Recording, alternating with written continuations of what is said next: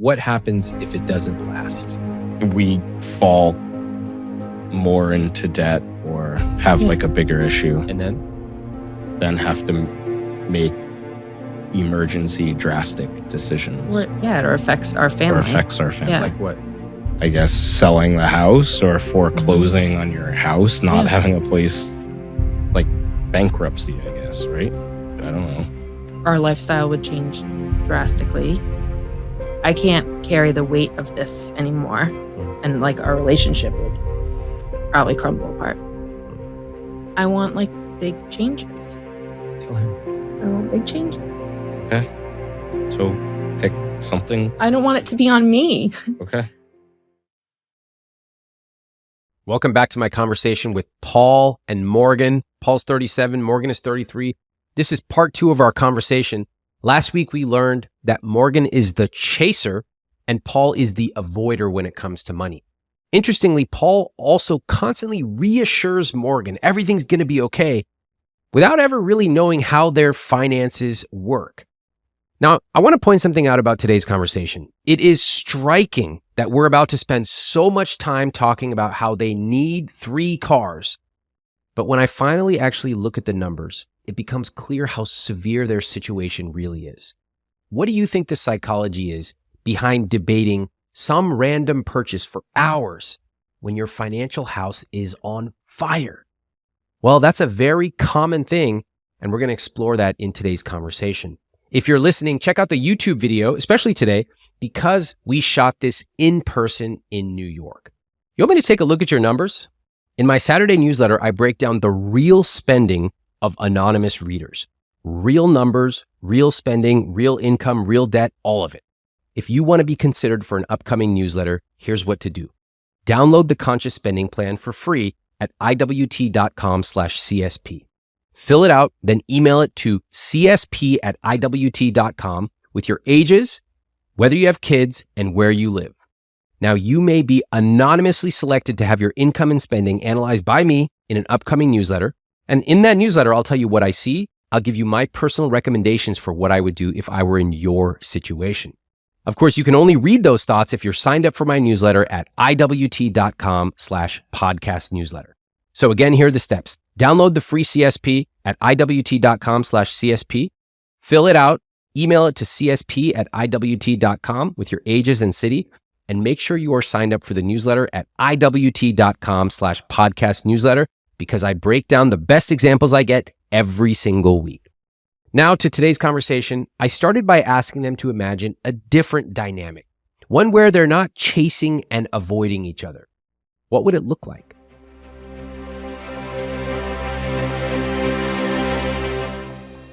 Paul and I both having more discussions and planning and having like a clear idea of and being more intentional about what we're spending and what we're buying. Both talking things out and having goals, what we want and how we're going to get there.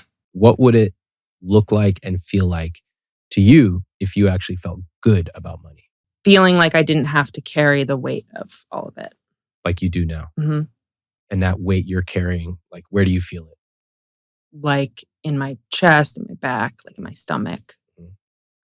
And you feel that weight because what?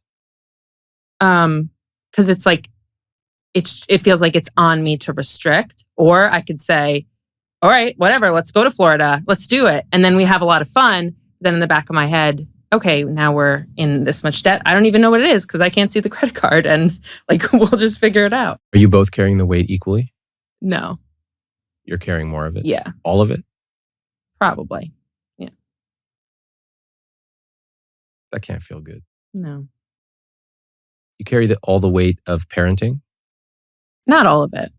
I carry like the emotional weight, I think. Okay. Yeah. You talk about how you kind of spread out the weight of household tasks, parenting, things like that. Like wow. I think we've got both nods. Look at that. Talk about it a lot. We do. Right? Yeah. We have a lot of coordination. We have Wow. like 2 kids. We both, Morgan has to be at work at 7:30. The kids are out at the door 6:45 a.m. Gotta do it. We move. I am in New York City sometimes, 7 a.m. Okay. And if one of them gets sick, that kind of throws everything off, right? You need to adapt. We talk about it and one of us has to take off. And We've gotten... Hold on. How come you just came to life, Paul? Like, that was really cool. The coordination in your nods was like in complete unison. What do you think? How come you came to life on that when I asked about, do you two coordinate and share the weight with household tasks?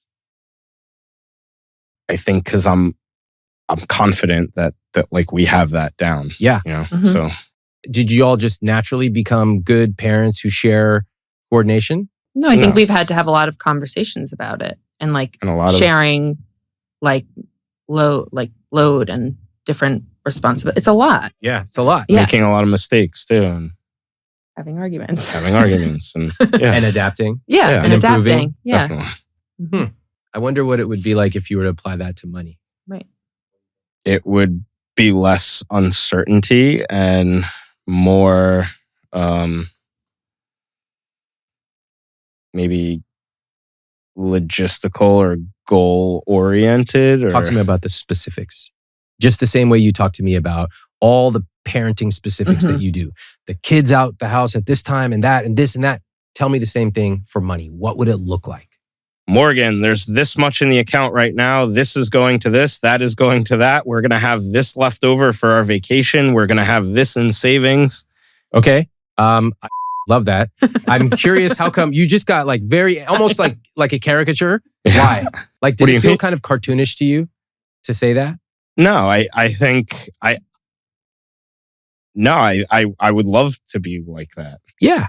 I like the way you created that vision. That's basically right. What do you think, Morgan? What would it look like if the two of you were the same with money as you are with parenting and household tasks? I think we'd have to talk about it a lot more. Mm-hmm. Like for us to have gotten to the point where we are now with those tests, we had to have a lot of hard conversations and really like be intentional about divvying it up. Right. Would you only talk about money at 10 p.m. at night? No. Yeah. Mm-hmm. We would find time. And would you be the only one bringing it up? No. What do y'all make of this? This analogy between how you handle your household tasks and how you're currently handling money. Find that interesting? Yeah. I thought that moment when I asked Paul to take the parenting skills that they've developed and apply it to money was really fascinating. Did you notice how he unconsciously shifted into that cartoonish voice?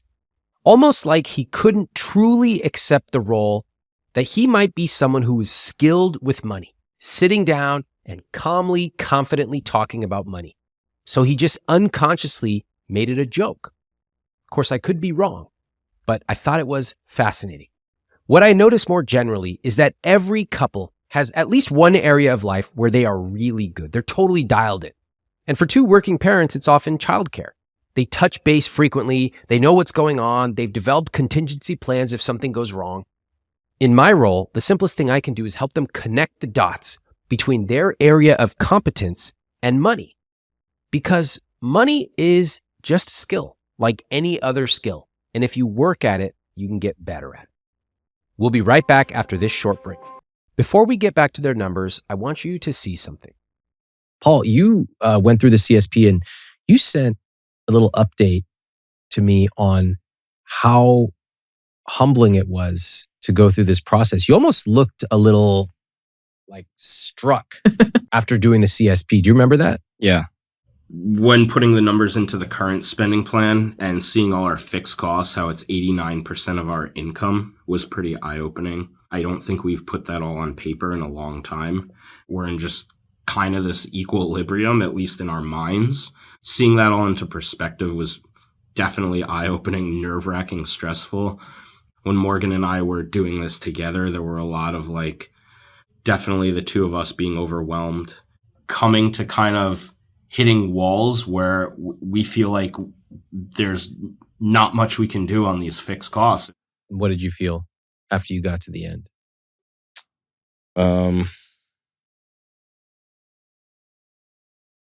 Stressed about money. Really? A little bit. Is that the first time you felt stressed about it?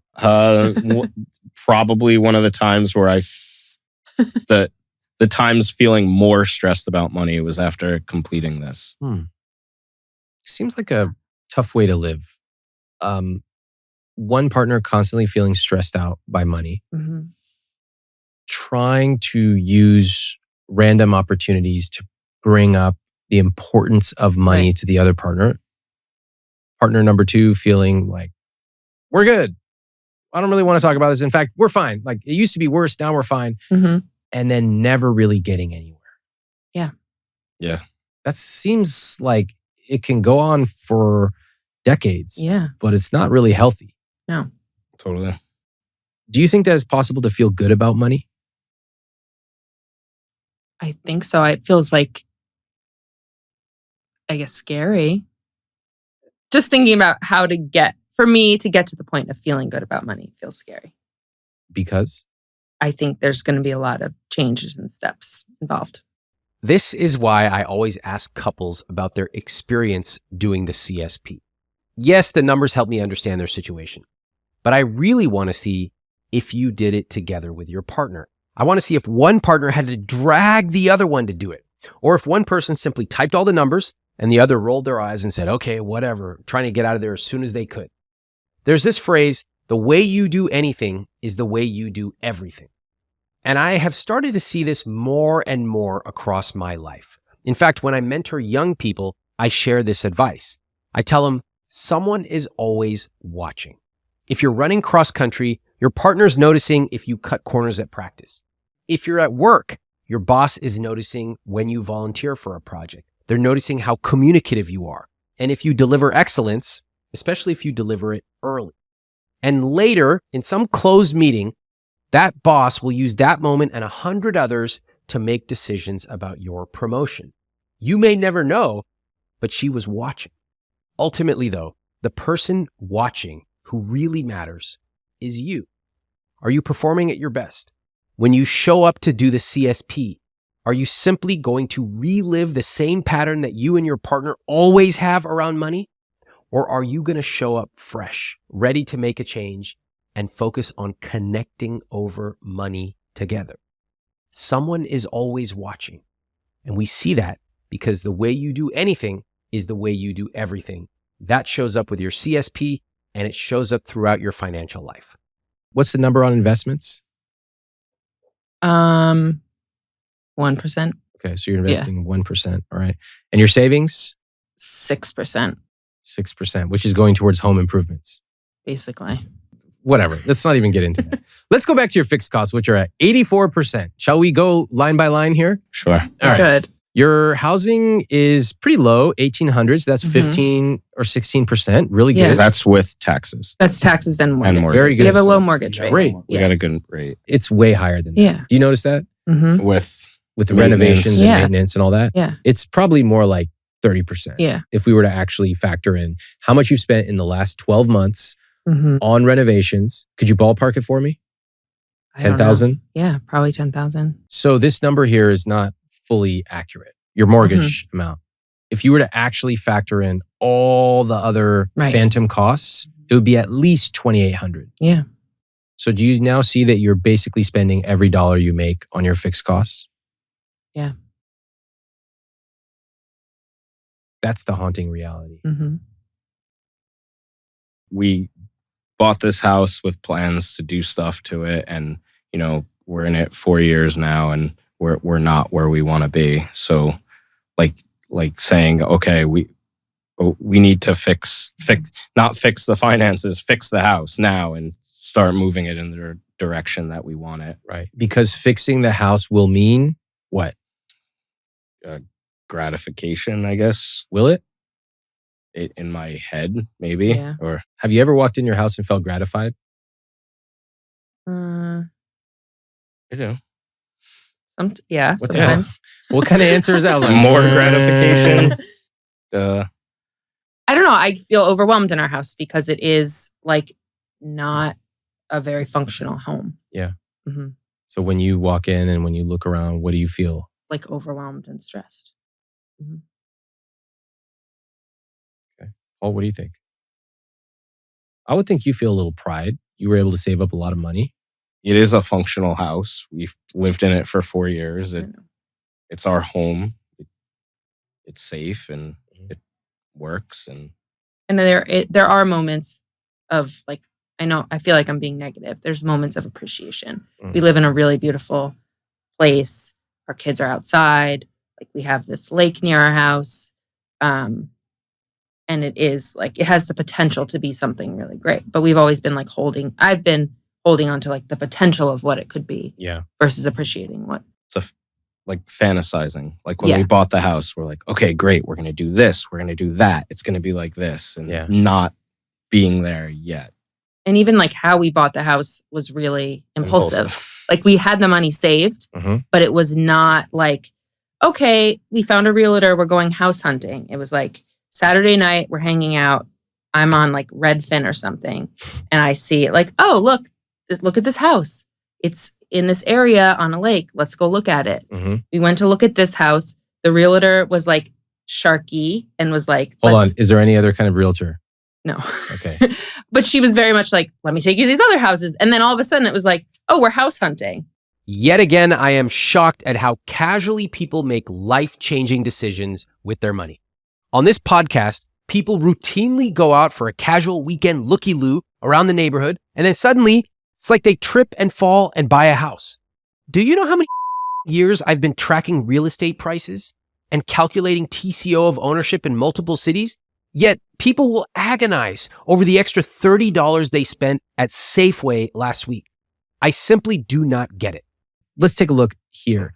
You have a car payments of $775. That's gas. It's gas. We don't have car payment. That's your truck gas? Yeah. Well, we have 3 cars. I know. How many driving adults in your household? Just 2. 2 adults, 3 cars. What am I missing? So, Morgan, she got a new car. What car? A Supra. How much? 35. Okay. Yeah. All right. Her old car, I took it as 270,000 miles on it. It's an Acura. I use it because I commute with it. So it's kind of like the beater car. Okay. Right?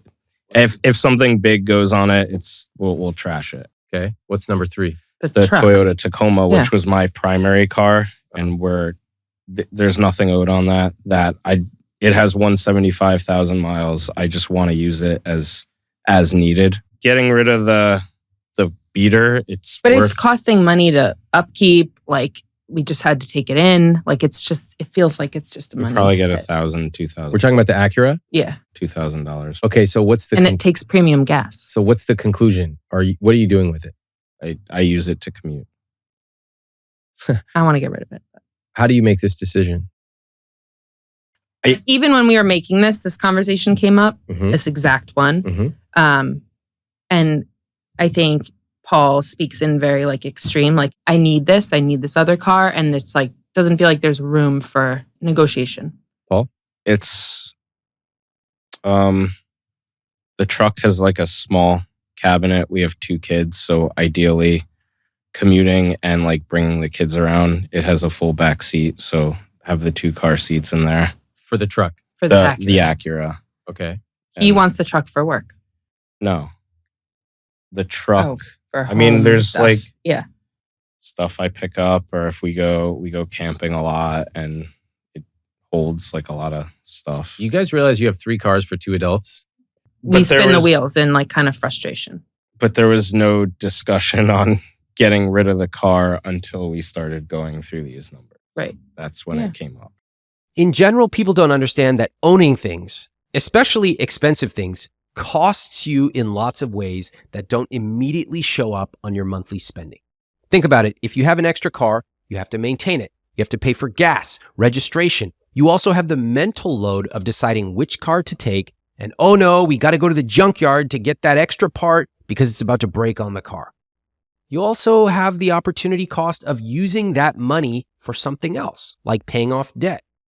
Now, in this conversation, I hear 2 things. I hear a lot of stories and I hear a lot of sloppiness. They both admit that the $750 in the spreadsheet for debt payments is inaccurate. Instead, they both randomly throw money at the debt along with kids and renovation, and that's why the balance never really seems to change. Then groceries. On the CSP, they put $1,500 a month. Morgan admits that it's not correct. Stories and sloppiness.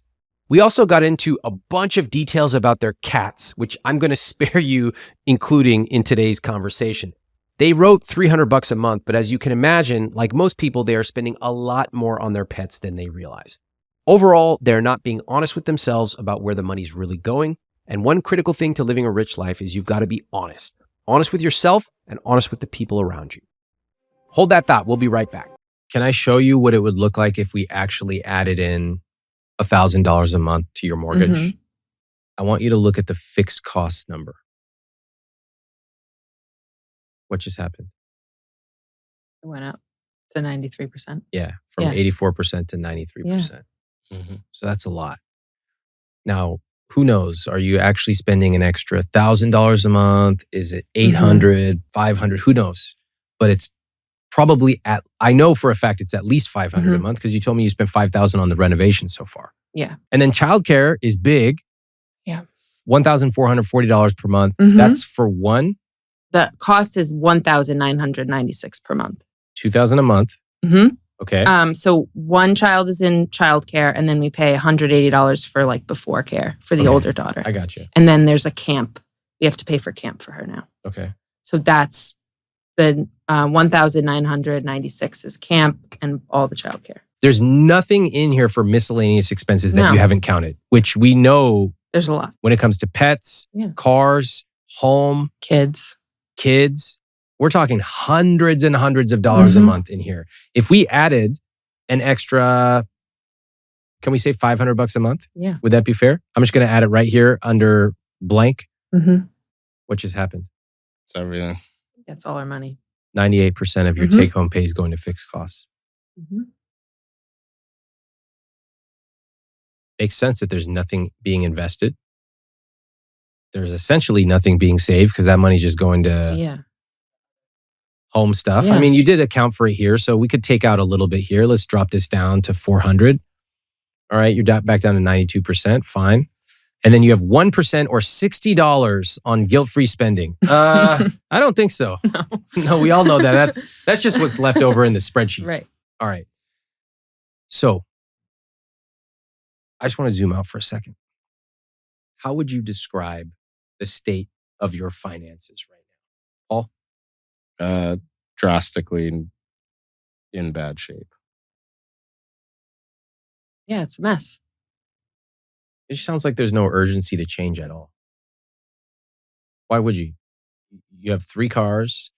You have a house. You're renovating it. Mm-hmm. You're taking trips. Why change? Because it's not gonna last. Yeah. What happens if it doesn't last? I think I get, I worry. Let me ask it again. What happens if it doesn't last? We fall more into debt or have like a bigger issue. And then? Then have to make emergency drastic decisions. It affects our family. Or affects our family. Yeah. Like what? I don't know if super drastic would be like, I guess, selling the house or foreclosing on your house, not having a place to live. Yeah, Like it's not that far. not being No. able. Yeah. Did you know that? From what? From where you are today. No, I didn't know that. One of you loses your job. Yeah. How long do you have with the amount of cash you have in savings? Oh, No n- time. a month. And I on my salary, I don't Less even than a month. afford to live Did where you we hear are. what? Did you hear what Yeah. Paul just said? less than a month. Less than a month. So you can see why it's striking to me that we're over here having a 10-minute discussion about 3 cars. Right. When I'm sitting here saying, if one of you loses your job for Mhm. any reason, you have less than 1 month of money in savings. Mhm. And the whole let's spin and not make decisions. You can keep doing it, just skating closer to the edge. And hopefully things don't go bad, but if they do, they go really bad Yeah. really fast. Yeah. Yeah. Our lifestyle would change drastically. And I think Like, I can't carry the weight of this anymore. And like our relationship would probably crumble apart. I just want to pause here to reflect on the difference between what their concern was when they walked in versus now. Remember that on our last episode, part 1 of this conversation, we spent a ton of time talking about some random $12 a month music subscription. And now in today's conversation, we realize they are essentially spending everything they make every single month. Most couples I speak to who are in financial trouble do exactly the same thing. They fixate on one random expense because, frankly, it's easier than facing the truth of their real financial troubles. My wish for everyone who listens to this podcast is that you have the courage to get honest about how much money you're making, honest about where the money is going, honest about what your rich life is. If you know those things, then you can redo your puzzle and make sure the pieces are going exactly where you want. Can we talk about your accounts? The way you have your account set up. How does it work? It was Morgan's original account, and the way she describes it, and I agree, is her responsibility was daycare, and that money would be in there, and she wanted to make sure it was always there to pay daycare on time, and was worried that if we commingled both accounts, there would be times where daycare couldn't get paid on time. So, reading back what I just heard, Morgan, you were concerned that you needed to split out an account just for childcare because you were decided to take responsibility for that. And if you had left all the money in one account, like a checking account, you thought it just would have gotten spent. Yeah, like the joint checking feels very like volatile. And up until this past year, we had 2 kids in daycare, so the cost was double that. Yeah, that's a lot. What do you make of that? The fact that you had to create a separate account for childcare because you were worried that the money in your checking account would all get spent. Part of it feels validating of like why I'm stressed about money. But I wish it didn't have to be that way. Yeah. Does it have to be that way? No. Why is it?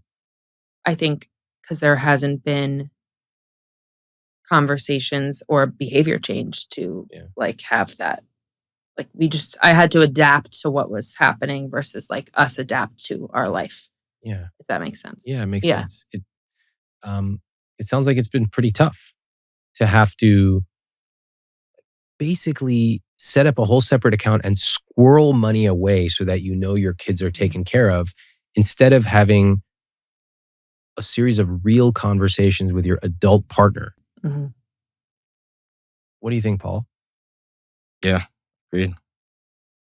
Why is childcare Morgan's responsibility? Why do couples split their money up by random expenses? And why does childcare and kids' clothes always fall to women? I'm so sick of this. I'm going to tell you exactly why this is such a bad idea. Most couples simply slide into combining their financial lives together. They actually don't have a serious single conversation about money. So what happens is one person starts to say, oh, I'll take care of the groceries. The other person says, oh, I'll take care of the rent. One person pays for childcare, etc. But as things change, like instead of having one kid in childcare, they have 2, or they get another car, they have higher car payments. They never talk about it. They simply struggle more and more with one person paying a disproportionate amount, the other not paying enough, and then one day they just blow up. What if instead you actually combined your income and you could have a single bird's eye view of your finances? Wouldn't that make it easier?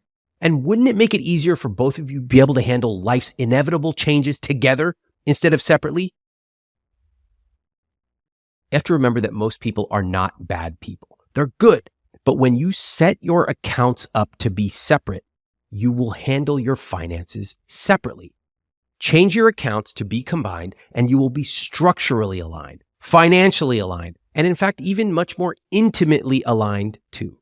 It suggests 2 things. First of all, lack of communication about the fact that you're not talking about this in a healthy way. And second, it also suggests to me that, wow, you really put your kids first because you knew childcare needs to get covered. Mhm. So I'm going to move heaven and earth to make that happen. Right. You ever missed a childcare payment? No. Hmm.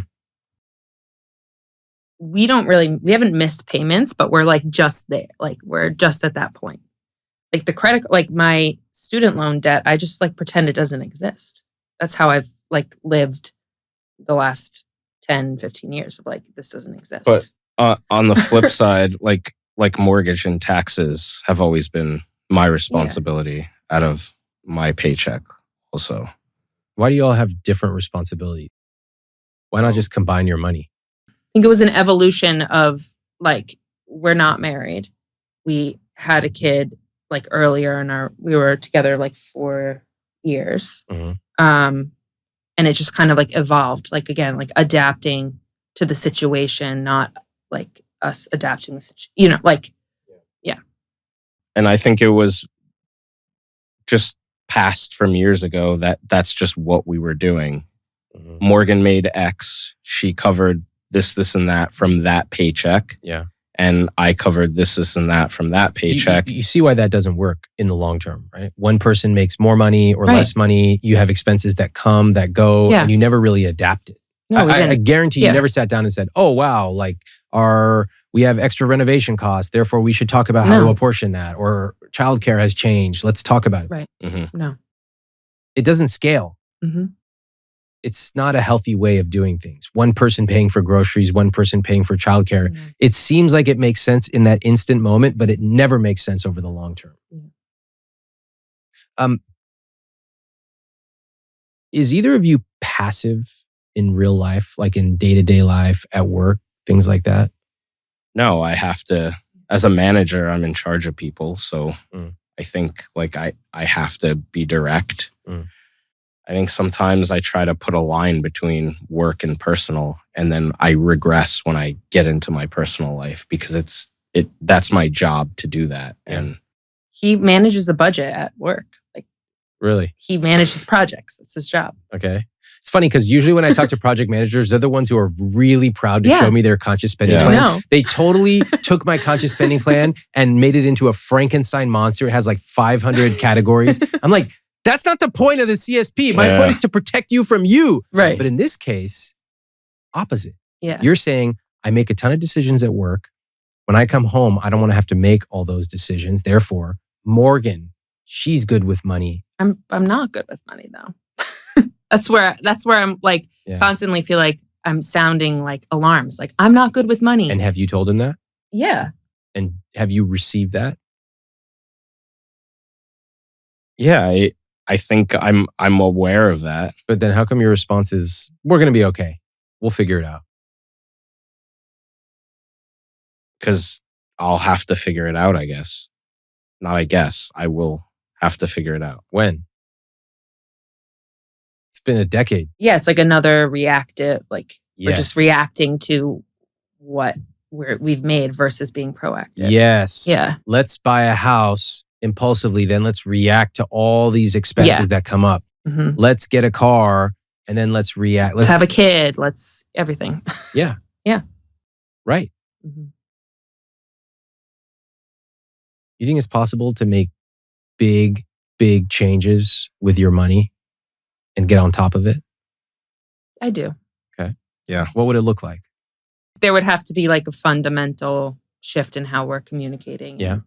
And, the conversations we're having Yeah. and like where we're prioritizing it. I agree. And staying on top of it, like not letting it, taking the initiative. Yeah. Like we could easily slip back into, well, I wanted that. So let's do that. Do you think you'd be willing to make big changes right now in order to get in a healthier position with your money?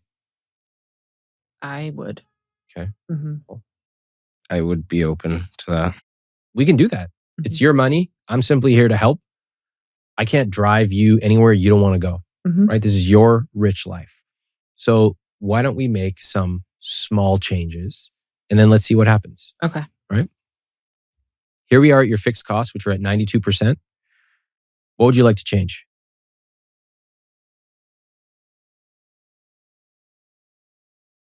Groceries. Groceries. Okay. Mhm. Right now it's 1,500.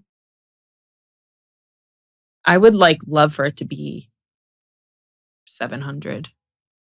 This isn't fantasy world. No, I know. This is pick That's a what I mean. realistic number Yeah. that you can actually Yeah. hit. I think 800. That's basically half of what you're No. spending right now. Can you do that?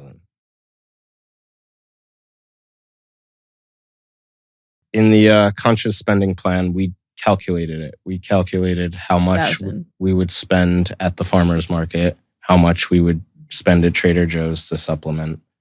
And I think we came to 1,000 a month. Can I just ask, y'all are spending 100% of what you make, basically. And you're talking about shopping at the farmer's market. I know. Just for produce in the summer, spring. I know. You want to change it to $1,000? I'll change it to $1,000. I'm just telling you, It's not going to do much. watch the numbers. Fixed costs are currently 92%. I just changed it. You drop $500 a month, you're at 88%. Mhm. Okay, we're moving in the right direction. Mm-hmm. What do you want to change next? I want to take some cash that we have and pay off the debt. Okay. So after a couple months to be debt free, so we won't need debt payments anymore. Let's talk about that. Where is the money coming from? It would come from savings, and in May,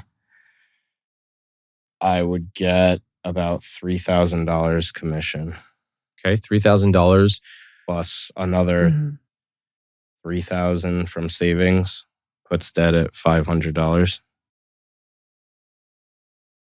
I think that's going back to what we've been doing versus making real changes. But I'm saying after a couple months, the $750 debt payment wouldn't be on there. Well, Can't use we the have a credit card. choice right now to make changes. The behavior has to change, which it's not. We're not doing that in this conversation. We're just kind of spinning the wheels, feels like right now. Ask him what you want him to do. You're totally right. You are spinning. Tell him what you want. I want big changes. Tell him. I want big changes. Okay. So pick something. I don't want it to be on me. Okay.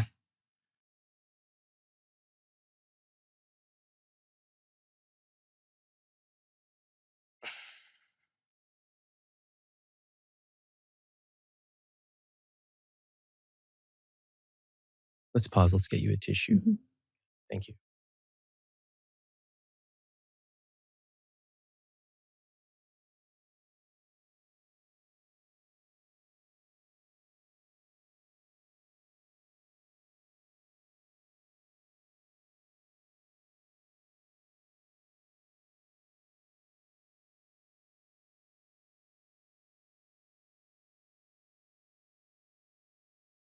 How you doing? Okay. Let me know anytime you need to. Thank you. I can see it's difficult for you looking at these numbers. It is difficult. But if I'm here as an observer and I know Morgan is here, she's trying to get inside your head and understand what's going on. It's difficult if we can't get anything from you. So do us a favor, talk out loud. Mhm. She's dropped $500 a month off groceries. What do you want to do?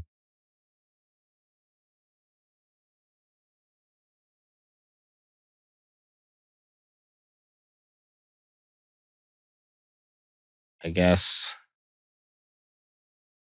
Well, we have the car payment, the gas expense, insurance expense of 3 cars. We can get rid of one of the cars, recoup that money. I'm not sure how much it would go down.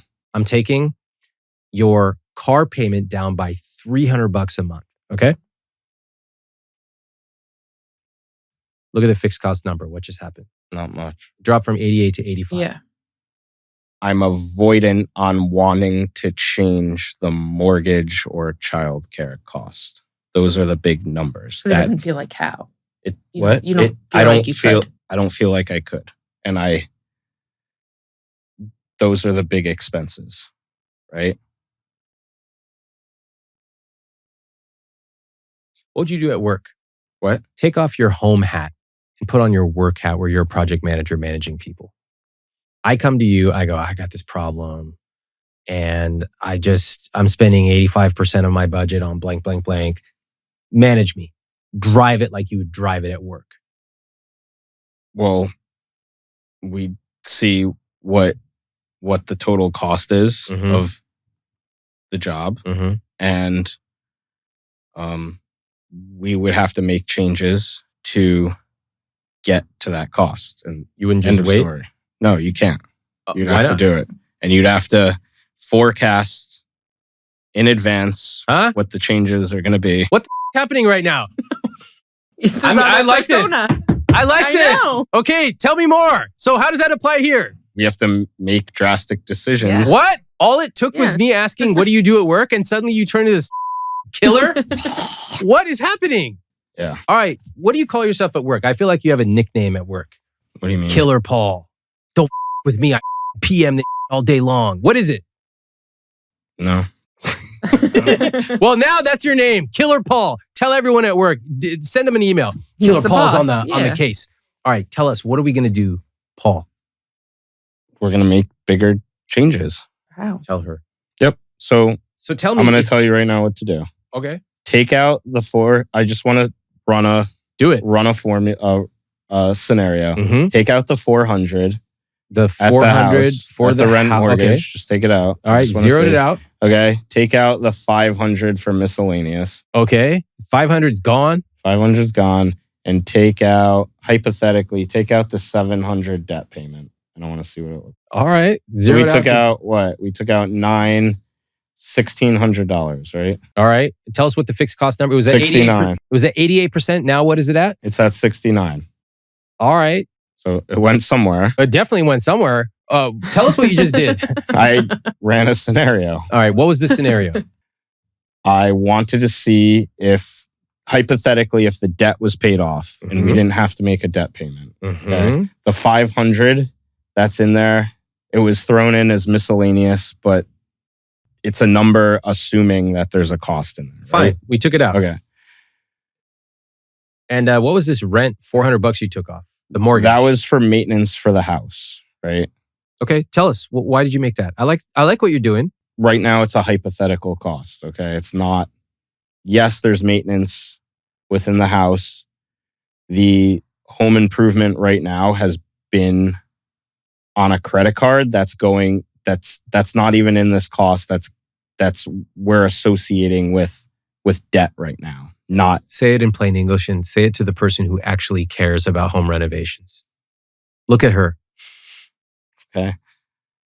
That $400 that was put in this spreadsheet was already accounted for in our debt. Right. So we're double counting it right now. Okay.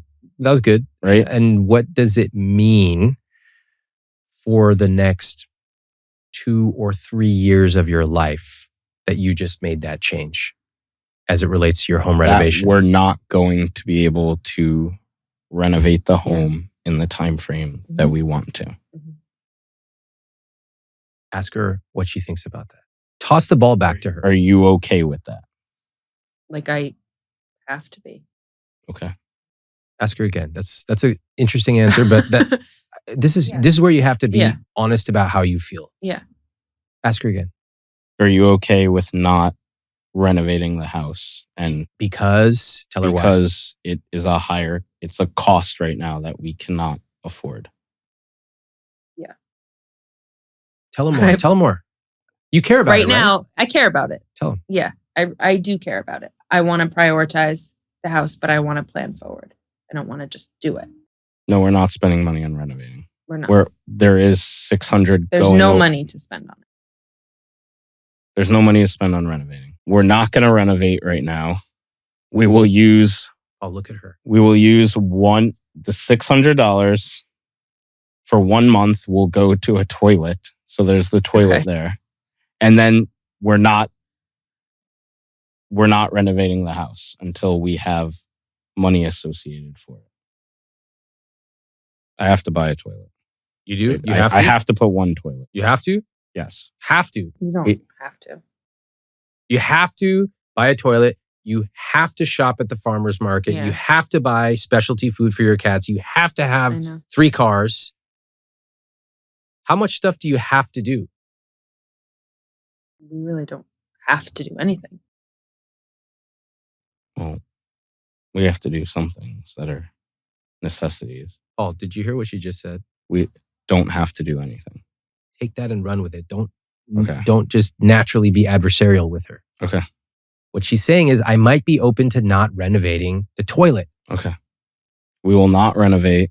Ask her. Don't tell her. Are you okay with leaving the bathroom the way it is until we get our fixed costs down and we have more of a plan to renovate the bathroom and the remainder of the house? It feels stressful because we're in the middle of a renovation. So that's where the hesitation was. If you were going to get really aggressive about it, Mhm. Yeah. you could take your guilt-free spending, which is about $1,100 a month, Mm-hmm. and you could say, right now we need to buckle down. Yeah. We need to not eat out. We need to not travel for a while. And we need to go like pretty bare bones as a family. Mm-hmm. That's it. Mhm. That's reality. Yeah. There's no more easy decisions to make, right? You got the groceries down, you knocked a number off, great. All other decisions are now difficult. First of all, what the hell? Have you ever seen a transformation like that? I asked Paul to pretend this was work, and it was like he kicked over a table and started using words like forecast and scenario. I have literally never seen anything like this. Is anyone else kind of impressed? What I like is how he suddenly took control. Now, obviously, one exercise is not going to change anything. But for me, it was quite revealing that he can exert that kind of agency. Thanks for your patience. Let's get back into it. Reality means you can't just zero out debt, especially considering that Morgan has $15,000 in student loan debt that we haven't even talked about. So to make sure they leave this conversation with a rock solid picture of the truth, I reverted the CSP back to its usual state. Let's keep going from there. Can I just say these clothes at $180 a month? We can get rid of that. We don't. No way. There's no. I haven't bought clothes in 4 or 5 years. Zero. I don't know where that's coming from. We're taking that away. We're at 82%. All right. I think we were trying to account for what? Because we have How about kids just- and How about just no clothes? No clothes. Can you find some free clothes for the kids? Yeah, we could figure it out. Okay. This is the kind of attitude. It's like, yeah, we can figure That's this out. the We're smart. grandparents. The grandparents. Yes. They Okay. love buying. Bingo. Done. And you're like, by the way, can you also Take make a our car cat. payment? Yeah, and take a cat. Please take them. Okay. Yeah. I don't know, guys. You're still at 82% I here. know. If you were at like 71, 72, 73, even I would be like, okay, because you have childcare, Mm-hmm. but you're at 82% and the debt's not going away. No. You're going to pay off your credit card debt, but now you have student loans. I can just tell you that 82% is not sustainable. Right. And right now we're being pretty charitable here. There's no Mhm. miscellaneous costs. Yeah. I don't know. What do you think? Based on what we've done here, we're going to have to live with the high fixed costs Mhm. temporarily until we can drop some of those items like the debt, and then that line item would come out, Yeah. and that's Yeah. what we have to do. You know what's amazing? Each of you has had a moment of brilliance with your money. You realize that? Each of you. No. Paul, what was yours? When were you at your best with money? Right before we had a kid, What was Yeah. happening then? I was putting a lot more away. Mm-hmm. And I also made a decision, like financially, once Morgan got pregnant, to like, we need to save money. And we moved in with our parents to get rid of rent altogether. That was a big change. That's huge. That was hard. That was hard. Yeah. We did like the max we could do there until we were like, we're losing our mind. We got to leave. You saved up enough for a 20% down payment. Very impressive. Your moment of brilliance, Morgan, was when you said, I need to set up a separate account for childcare Mm-hmm. because I'm concerned that everything else is going to get spent. Mm-hmm. You moved heaven and earth to make that happen. You never missed a payment. Mhm. What that tells me is that the two of you have the ability to make huge changes. when it is important. Mhm. Would you be both aligned with that? We have to. Nice. What if one of you comes and says, like, I really want to go to this concert? Then we call a grandparent and cry to them. And have them. I hate that. I think we need to change our behavior. Say it. What would you do? He comes to you, he says, let's go to Fish. We'd have to say no. We'd have to say no. Truthfully, for the next 18 to 24 months, No. not really. Like, life is what it is for the next couple of years while you pay this debt off. Right. And the only thing I can do here today is to show you what will happen if you continue down this path. Mhm. I can't make the changes for you. I can't shop at the grocery store for you. I can't do any of that. What I can show you is that if one of you loses your job for 1 month, Yeah, that's we're it. done. Totally. Mhm. It's end of story. Yeah. Lose the house, car's gone, Mhm. move in with family. If you're so lucky, cats are gone. All of Right. it. That's 1 month. Right. And let's not even talk about what your kids pick up from that experience Definitely. when they're talking to me 30 years from now on this podcast. Mhm. I don't want that. All right. You think you can make these changes? They are quite large. I worry that we can't, Mhm. but I feel we have to like create it so there's no choice. We don't have another choice. This was a tough conversation, and there weren't any easy answers. But that's actually to be expected. When you don't talk about money for years, you often leave yourself with your back against the wall. No easy answers are available. Now, this podcast is not about finding a magic solution to problems. Sometimes I see comments saying it doesn't seem like Ramit was able to help them. I'm not a magician. I'm here to help couples talk about money, sometimes for the first time ever. I'm here to help them find the truth. The truth is, some things just take a lot of hard work and a lot of time. Paul and Morgan can make a change, but it will take both of them talking about money in a totally different way. It means they have to talk about money regularly, positively, and proactively together. Now, if the biggest thing that I did for them was to help them realize the severity of their situation, I'll be satisfied. Let's take a listen to their follow-ups, starting with Paul. The most surprising thing about the conversation with Ramit was that Morgan and I are way more removed from each other's finances than I had imagined. Neither one of us knows what transactions are taking place and when they're taking place or when they're anticipated to take place within each other's accounts. The biggest takeaway from this is for Morgan and I to have regular conversations about our finances. Whether they're difficult conversations, they're still positive conversations if we're working toward a goal and trying to correct our finances in the short term and the long term. Changes we will be making to our conscious spending plan, definitely tightening up the fixed costs as much as we can, taking out anything additional for what we're trying to save toward home improvements and house maintenance, and really trying to put that stuff toward the debt and get the debt paid off as quick as possible. I would love to be out of credit card debt by this summer and Morgan's student loan debt by beginning of next year. And now, Morgan's follow-up. What surprised me most was just how difficult the conversation was for me. I knew it was going to be challenging. I didn't realize it was going to be as emotional for me. Ramit was really good at being very direct and getting to the root causes of everything very quickly, and he was able to really facilitate a really important and hard conversation between Paul and I.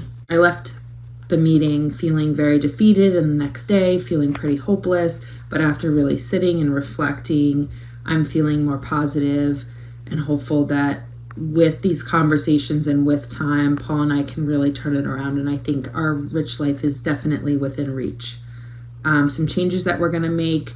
We talked about meeting more regularly, especially in these beginning stages, weekly, twice a week. We also talked about selling the Acura, making some more lifestyle changes to get those fixed costs down. We're both working hard on finishing the book, changing our bank accounts around, changing that our weird banking situation and being more united as a team. They have some difficult changes to make, but I do have confidence that if they stick with it and they do it together, that they can radically transform their relationship with money. Thanks for listening to today's conversation, and stay tuned for next week.